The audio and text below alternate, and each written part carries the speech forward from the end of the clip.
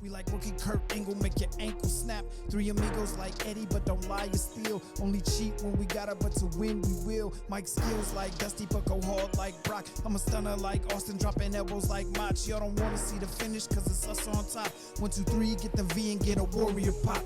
Hey guys, it's another edition of the Bump Boys podcast. It's Wednesday. You know what that means. We got an AEW Dynamite review coming at you with another fast action Dynamite coming you from South Carolina, Columbia.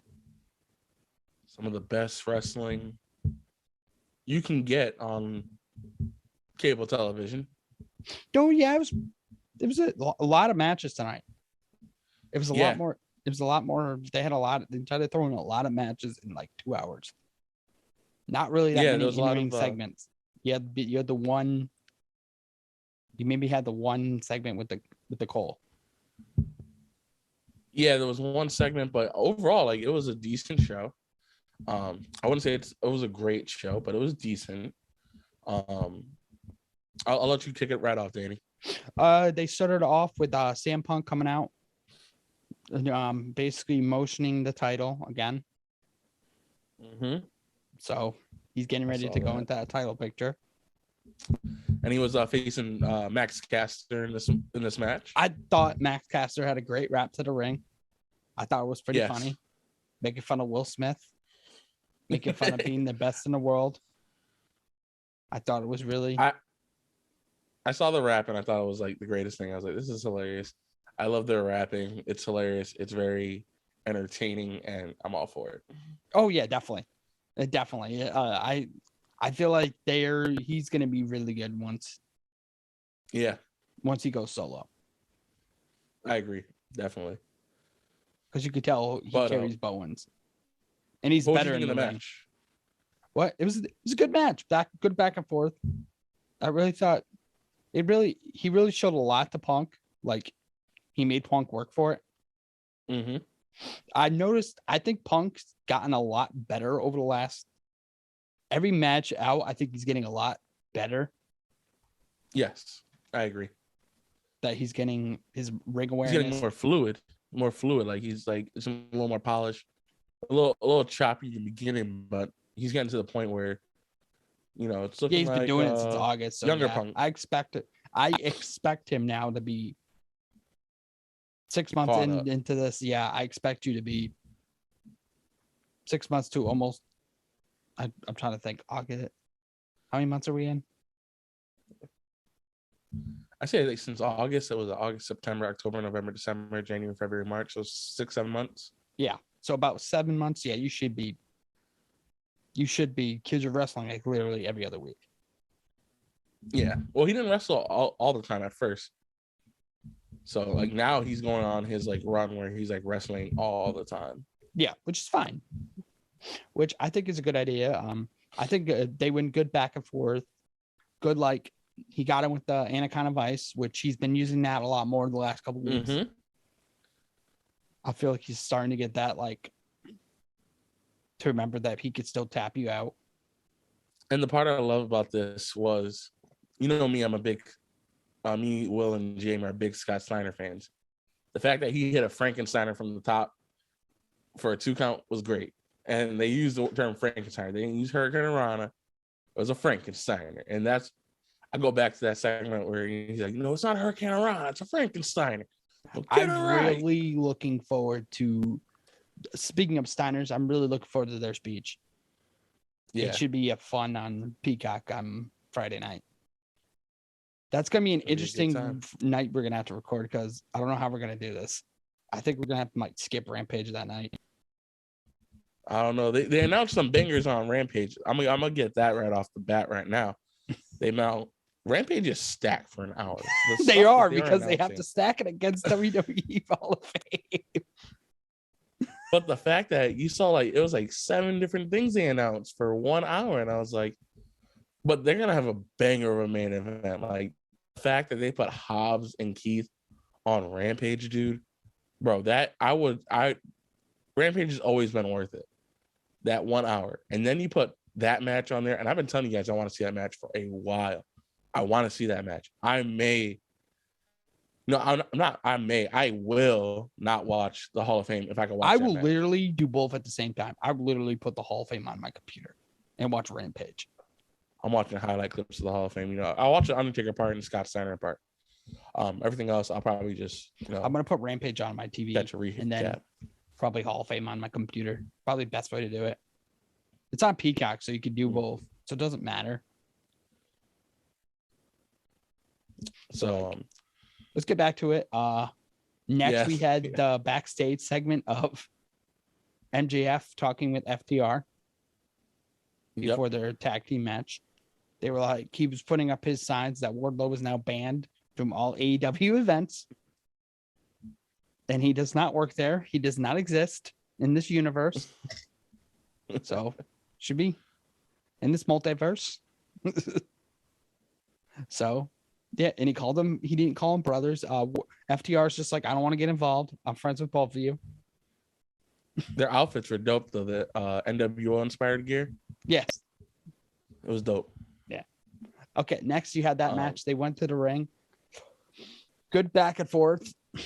I thought the ass boys or Gun Club did really good. It was a decent match. I like the suck it from Billy. Billy did suck it to one of them. I thought that was good to honor Triple H. You gotta get a Triple H or DX reference in there. Yeah, they had to, especially Triple H retiring. Definitely. So, but we had Wardlow come down in match. the middle of the match. Wardlow tried to get involved, and then this like kind of pissed him off at the end. MJF comes in the ring to congratulate him, and then you hear Dex say, "Get the fuck off of me!" And then he's like, "Whoa! I'm gonna hold your hands up. We're gonna be okay." And it was just one of those things. It was like, "Yo, FTR like the Pinnacle getting fucked right now," and I love it. Like the fact that he was like, "Get the fuck off me!" He was like, "Whoa!" I like the funniest part. I thought was MJF getting scared on commentary when Wardlow like entered the arena. Yeah, and like I don't know who was it. I think it was Excalibur that was like, "Oh yeah, he's pointing at us." He's like, "No, he's not pointing at us. He's pointing at you." I was just like, I thought that was funny. So one match we did skip, or we forgot to mention, was we had the Jon Moxley Jay Lethal match. It's a good match. The only issue I have is Lethal always has been good, but I feel like we're getting TNA Jay Lethal, such as, the crowd loves him, everyone loves him, but he's getting buried. Even when he loses, he looks good. But all these losses don't look good, bro. Yeah, it's not good.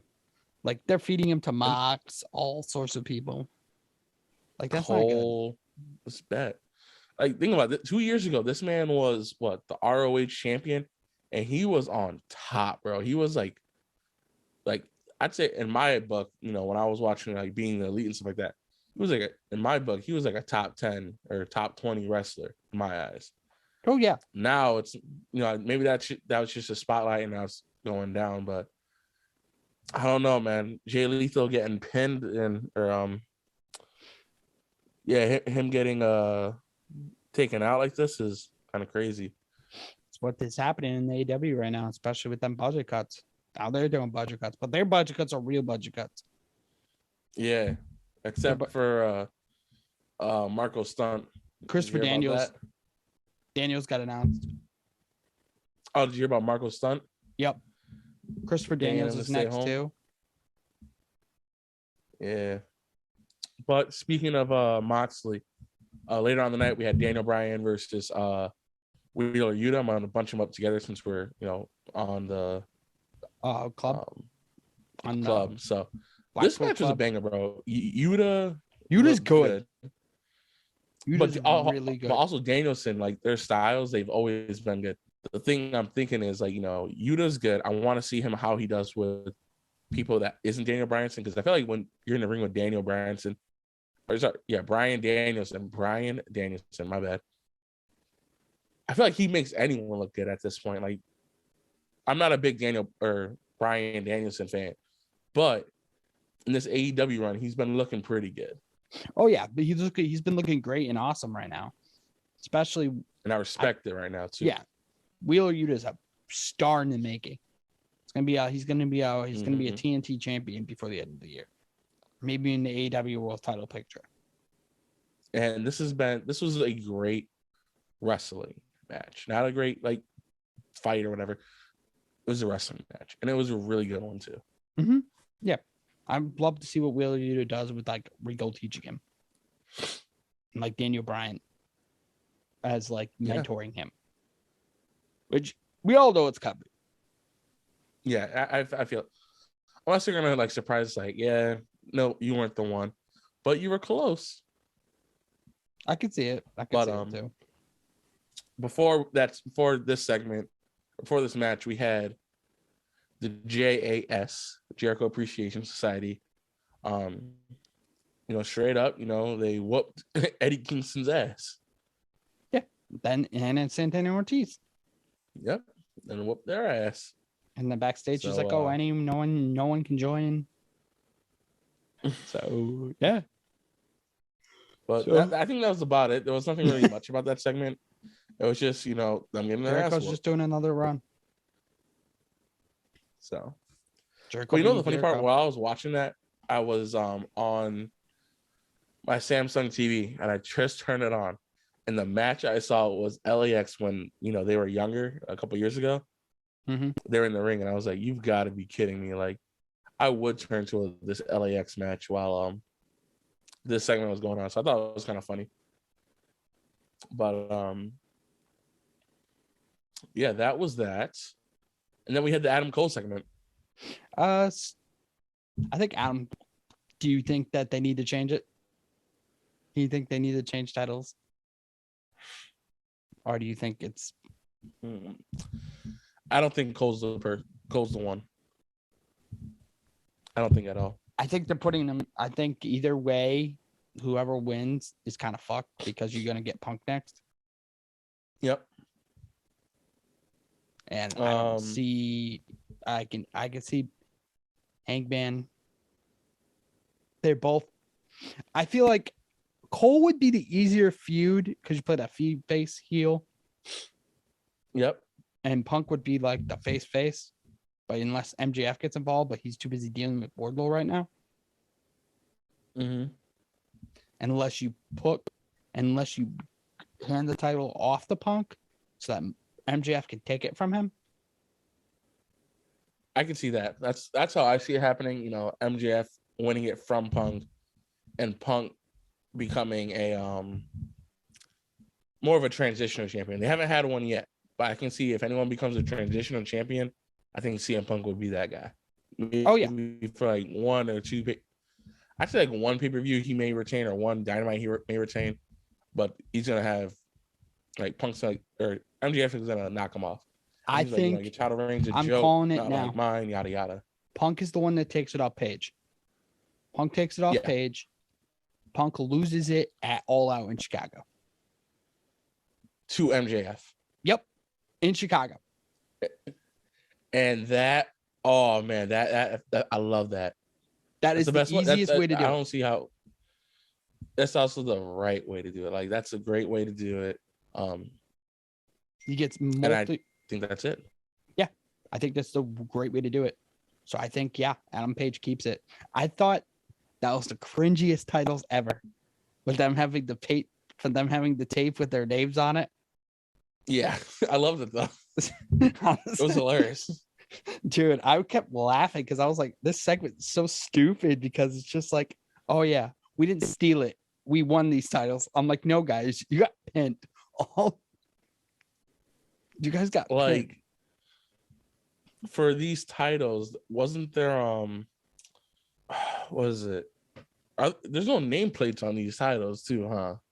I'm not sure. I'm very confused. I don't think there is, which I think that's what made it funnier for me because I'm like, I don't think the title has a nameplate. But the fact that they made one for it, I thought was hilarious, and it was like some masking tape, like some. For a second, shit. I Like really the thought edges were falling off, and I was like, "This is perfect." I really thought for a second they were going to call themselves Undisputed Elite. For a second, I was like, "Hey, I predicted it." Hey, but they also after this segment we had the Thunder Rosa segment, she's like, I'm still the champion. Nyla Rose. Britt Baker called her is a bitch. vastly needed on these. It's been What's up? Britt Baker's vastly needed it back on this show. Or do you think Thunder did okay? I'm not a Thunder. I like Thunder, but she's got to get out of this Nyla Rose, feud. Like I said, she's like Dolph Ziggler. When Baron Corbin came up and he was hot, they fed him to Ziggler for a bit, and he had his time with Ziggler. This is what I feel like with Nyla Rose. Nyla Rose is that gatekeeper. Once you get there, she's Ziggler for the women's division, I think. Yeah, she's the first person. So we had that thing. It was it wasn't my cup of tea, but I think once we get past this first feud, it's decent. But that does lead us into the Bunny versus the mysterious opponent for the Owen Hart Classic or Cup qualifier. And drum roll, it is. Danny announce it. Toni Storm. Toni Storm, which is a great signing. She won the Mae Young Classic. Oh yeah, don't forget that, people. She won the Mae Young, the first Mae Young Classic, and she was red hot fire too. Dude, she's been trending since she left. She's a megastar. She's gonna get pushed to the moon. So, I see her going all the way to the end, but possibly losing. But overall, it was a decent match. Depending on who else is in the tournament, I'm not sure who's in the tournament. Yeah. So. It wasn't my favorite match, but it was a decent match. I don't think there's anything I really got to go into this match. No, decent. The bunny looked decent. The bunny did her job. Good offense. The bunny did put her job. Bunny put her over. Bunny's a veteran. And then right before we have our main event, they announced more bangers for the Rampage. He announced the Young Bucks versus. It was a tag team. I'm trying to think. It wasn't Private Party. It wasn't Butcher and the Blade. Who Butcher and Blade's gonna have a table match with the Hardys next week. In Boston. When I find it out, I'll let you guys know. But let's get to that main event. Main event. Decent. Interesting. Okay. It was. I felt like this was a 50-50 booking. This one I felt Darby... something. I just couldn't put it in words at first. And right now I'm still thinking about how I'm putting it in the words. But what I feel like is Andrade needed a win badly. And he was very cocky in this match. Very cocky. And I feel like they're trying to, it's almost like a reset for him. We're trying to, 50-50 book him.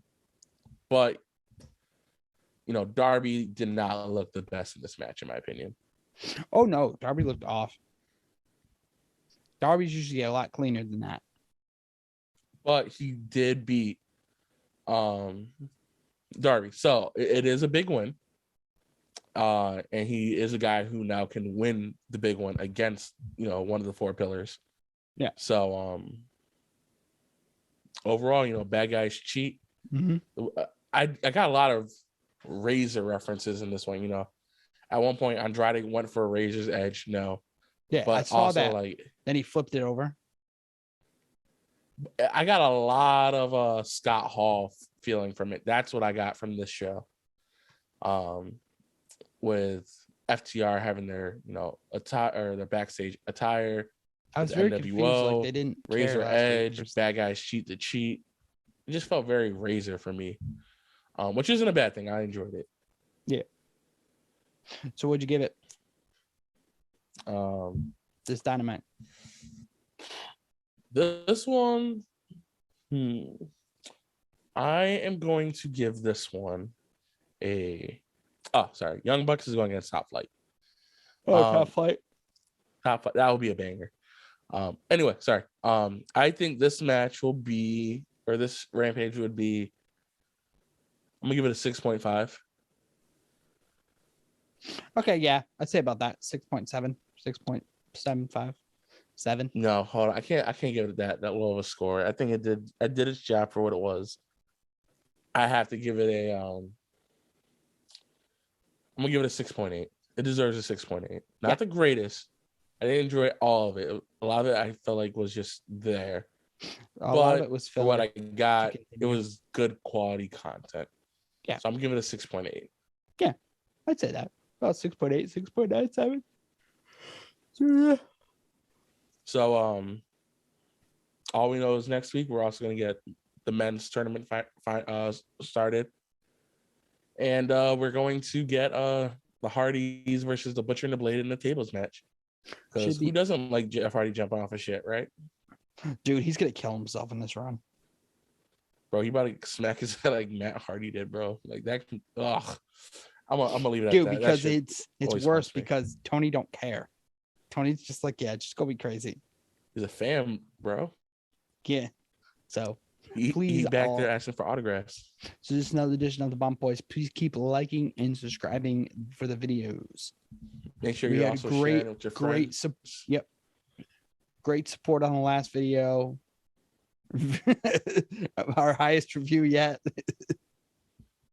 And that's all for you people. That's all for you. You know, the fans, people who support us. We thank you. Will texted me earlier, texted the chat, wanted to let us know, you know, thank you for, you know, all your support and watching our shows. And